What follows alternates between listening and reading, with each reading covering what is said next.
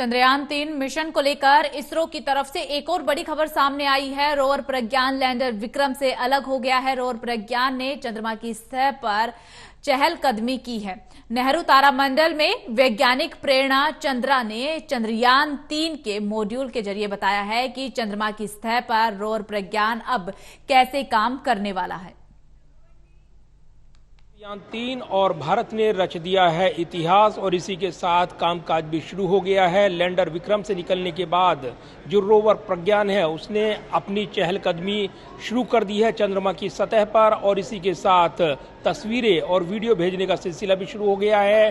क्या है इसके मायने, इस मॉडल के जरिए समझेंगे। नेहरू तारामंडल में है हम इस वक्त और ये जो चंद्रयान-3 गया है चंद्रमा पर, उसका ये मॉडल और उसका प्रतीक और इसके जरिए बताने की कोशिश, समझाने की कोशिश आम दर्शकों को इस लिहाज से कि आखिर अब आगे क्या यहाँ पर इस मिशन में होने वाला है और क्या नए अध्याय, नए पन्ने जुड़ने वाले हैं। प्रेरणा चंद्रा इस वक्त हमारे साथ हैं जो कि वैज्ञानिक हैं और प्रोग्रामिंग इस पूरे मॉड्यूल को आप देख रहे हैं।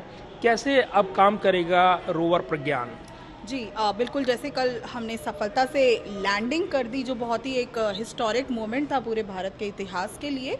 सफलता से सॉफ्ट लैंडिंग अब हमने कर दी है। अब आगे के आने वाले जो 14 दिन हैं वो हमारा रोवर जो प्रज्ञान है वो इस सतह को एनालिसिस कर कर, इस सतह पर एक्सपेरिमेंट कर कर इसके आंकड़े इसरो तक पहुंचाएगा। इस पे 2 बहुत ही इम्पॉर्टेंट पेलोड्स हैं अगर हम उनकी बात करें।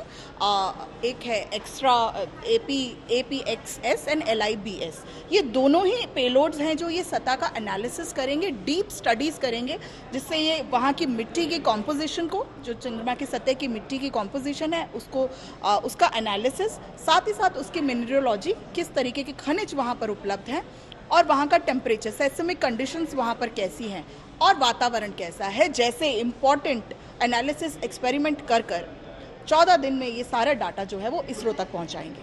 और ये जो कितना मददगार होगा ये मिशन अगर देखें चंद्रयान-3 का, कैसे ये नई उपलब्धियां अर्जित करने वाला है और देश को जो ये एक नया मुकाम मिला है, दुनिया भर में इसकी तारीफ हुई है, कैसे ये मददगार होगा नए अनुसंधान के लिए?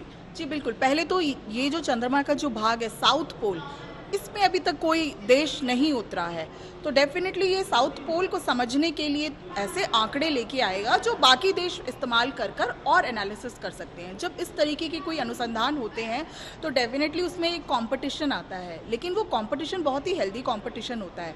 जब हमारे देश के आंकड़ों को दूसरे देश के आंकड़ों के साथ मिलाया जाएगा तो वैज्ञानिकों के पास बेहतर विकल्प के साथ एक बेटर आंसर, एक बेटर एक्सपेरिमेंट के रिजल्ट होंगे जो आगे आने वाले फ्यूचर मिशंस में सभी देश को जो है बहुत ही सशक्त करेंगे और हम इनका प्रयोग अपने आने वाले प्रयोग में कर सकते हैं। जैसे हमारे आने वाले समय में गगनयान हमारा एक फ्यूचर का मिशन है।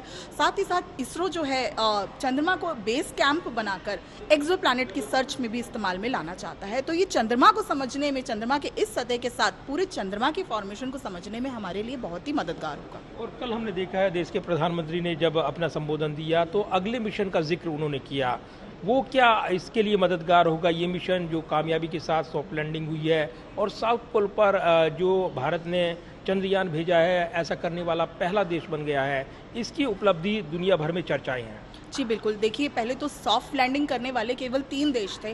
भारत उस रेस में जो है वो चौथा देश बन गया है। तो ये हमें साइंटिफिकली इक्विपमेंट करने के साथ साथ टेक्नोलॉजिकली भी एडवांस करता है कि हमारे पास आज वो तकनीक है जो 3 देशों के पास ऑलरेडी है। तो इस लिहाजे से ये हमें स्ट्रॉन्ग करता है। साथ ही साथ हमारे फ्यूचर मिशन में बहुत हेल्प करता है क्योंकि चंद्रमा हमारा सबसे करीबी पड़ोसी है। अगर हम चंद्रमा को अच्छे से समझ पाएंगे तो बाकी के प्लैनेट्स पे हमें कोई भी मिशन भेजने में बहुत आसानी होगी, क्योंकि हम मून को एज अ बेस कैंप इस्तेमाल कर सकते हैं और एक्सोप्लैनेट के अलावा बाकी जो हमारे प्लानिटरी मिशंस हैं उनमें बहुत हेल्पफुल रहेगा। जैसे फ्यूचर की बात करें तो शुक्रयान भारत का एक मिशन जाने वाला है शुक्र पे, साथ ही साथ गगनयान, और इसरो का एक ड्रीम प्रोजेक्ट है कि वो अपना जैसे नासा का है उसी तरीके से अपना एक स्पेस स्टेशन भी बनाना चाहता है। तो ये सारे फ्यूचरिस्टिक मिशन में हमारे चंद्रयान-3 के आंकड़े बहुत ही मदद करेंगे। भारत की इस चंद्रयान-3 की उपलब्धि में भारत को कितना बड़ा अर्जित हुआ है और क्या ये प्रभाव डालेगा अगर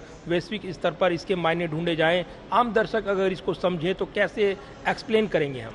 जी बिल्कुल, वैश्विक स्तर पर डेफिनेटली भारत का नाम जो है वो उन स्ट्रॉन्ग देशों की लिस्ट में शुमार हो गया है जिसमें अमेरिका, चाइना और रशिया जैसे देश थे।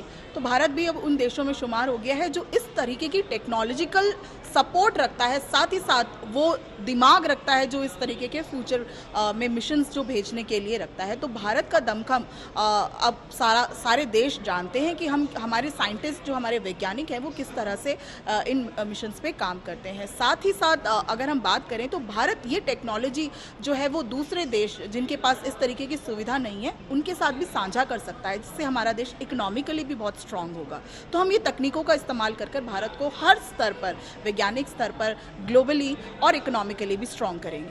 धन्यवाद बात करने के लिए प्रेरणा चंद्रा, जो कि नेहरू तारामंडल की जो वैज्ञानिक हैं और बता रही थी। और एक बार फिर आपको तस्वीर दिखा दें, ये लैंडर विक्रम जिसको लैंड कराया गया है, सॉफ्ट लैंडिंग हुई है, जो कि चंद्रमा की सतह पर पहुंचा और उसके बाद यहाँ से जो ये आप ये देख रहे हैं, यहाँ से ये खुला रास्ता बनाया और उसके बाद रोवर प्रज्ञान यहाँ पर बाहर आ गया है, जिसने अपना कामकाज शुरू कर दिया है। ये जो आप देख रहे हैं विशेष पैनल लगाए गए हैं, इसके ज़रिए ये सूर्य से किरणों से चार्ज होगा और इसके ज़रिए कामकाज करेगा, क्योंकि चंद्रमा पर 15 दिन का एक दिवस माना जाता है और इसीलिए इस उपलब्धि को पूरी दुनिया में सराहा गया है और भारत का लोहा माना गया है। तो भारतीय वैज्ञानिकों ने अपना जोरदार पराक्रम दिखाया है और भारतीय चंद्रयान ने दुनिया भर में ये साबित किया है कि भारत के पास वो विशेष क्षमताएं, वो विशेष योग्यता है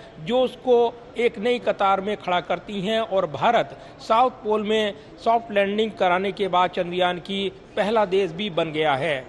कैमरामैन विदर्भी के साथ प्रदीप कुमार, टोटल न्यूज़, दिल्ली।